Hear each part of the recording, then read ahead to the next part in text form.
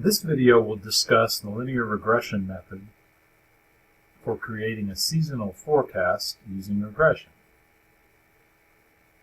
We have data here for 3 years that's organized quarterly. So there are 4 seasons throughout the year. They correspond to the 4 quarters of the year. So what we have here is a column called period, which is numbered from 1 to 16. 1 to 12 represents the historical observations.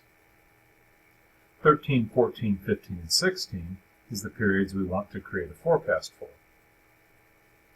We have a column for a year, and there are 4 observations in each year. And then the quarter column lists the season associated with each observation. Keep in mind that for other problems, we can have more than 4 seasons in a year. So we have to adjust, in this context, the meaning of the word season. In fact, for the case study example, you actually have 5 seasons, and the seasons correspond to the game number within each year. Sales is our historical observations. To create a forecasting model using regression, what we have to do is have an X variable for the period, and then a dummy variable for 3 of the quarters. So sales is going to be the Y variable in the regression. That's the actual data. I'm going to repeat the period column. And I'm just simply repeating this because to do regression within Excel, I need to have all of the X variables together. So period will be the first X variable in the regression. Now I need to have a column that I'll call X2, one that I'll call X3, and one that I'll call X4. These will be the second, third, and fourth X variables. I have 4 seasons in this example, but 3 dummy variables.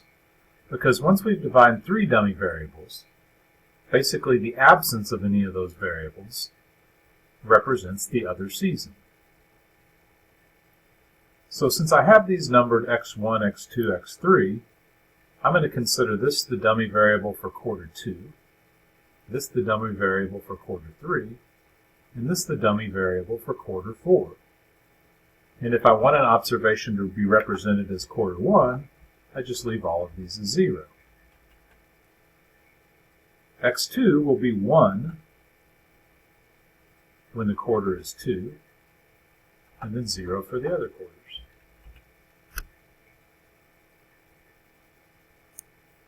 X3 will be 1 for quarter 3, and 0 for the other quarters. X4 will be 0 for all quarters except 4.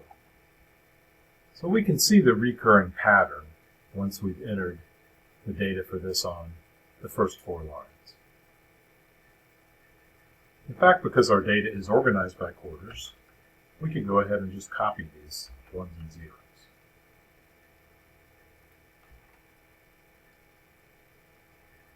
And I can copy them down to the 4 rows that we're going to forecast, and go ahead and extend the X variables. We're only going to use the rows for periods 1 to 12 to come up with the regression equation, but we'll want to use these other X variables for the future periods to create the forecast. With the spreadsheet set up like this, we are ready to go ahead and create the forecast.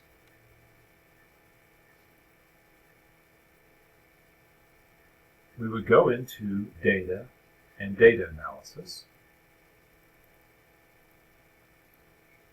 and choose Regression. The Y range is going to be the actual sales, and I'll highlight it with the label, so I want to check labels. The X range is going to be 4 different variables.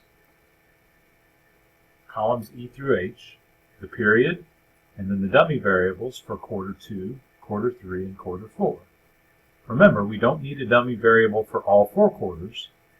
If we see 3 zeros, That essentially represents an observation for quarter 1.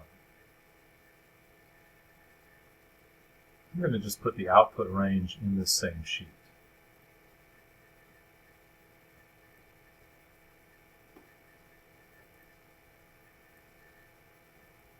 And so now we have our equation.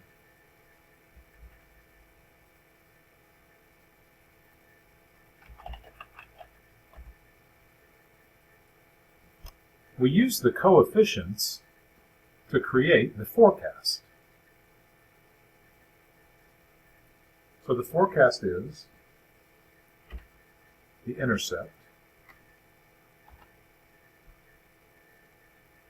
plus the coefficient on period times the period. I'll put an absolute reference, on the coefficient, but I don't want to put an absolute reference on the period because I want to copy this formula down.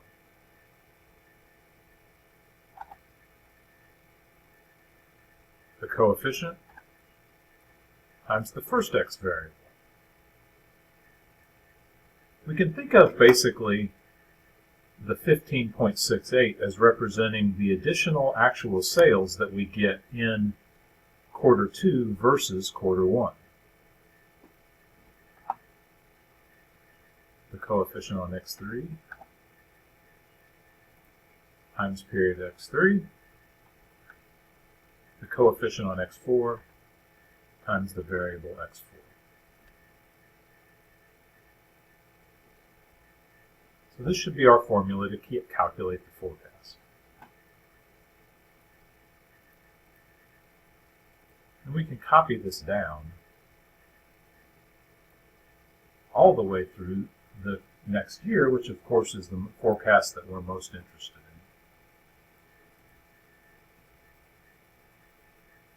in. We might want to calculate something like the mean absolute deviation, or mean squared error, to represent the error that's in the forecast. So if we wanted to calculate the MAD, we could calculate the absolute error, which would be the absolute value of the actual minus the forecast.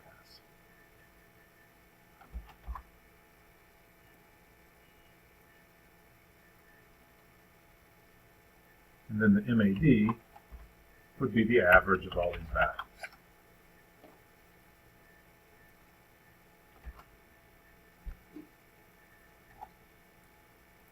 So our forecast just misses by about 1.02 units in each period. The regression forecasting methods tends to perform fairly well. It has some advantages and disadvantages over the seasonally adjusted linear trend that I've also recommended.